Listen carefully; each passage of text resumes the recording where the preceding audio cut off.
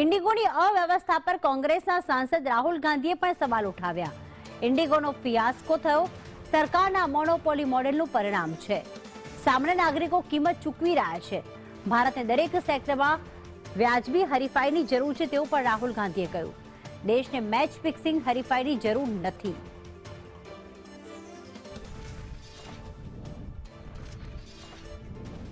તો રાહુલ ગાંધીએ આક્ષેપ કર્યા છે કે આ અવ્યવસ્થાનો સવાલ છે।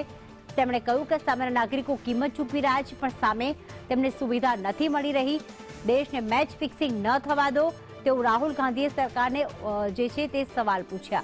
સાથે જ રાહુલ ગાંધીએ એ પણ કહ્યું કે જે પ્રમાણે મુસાફરો હેરાન પરેશાન થઈ રહ્યા છે, તેમના કામ અટકી રહ્યા છે, ઘણી વખત કિંમત ચૂકવીને પણ તેમને સુવિધા નથી મળી રહી, ત્યારે ઇન્ડિગોનો ફિયાસ્કો મોનોપોલી મોડેલનો ફિયાસ્કો થયો છે તેવું પણ રાહુલ ગાંધીએ કહ્યું।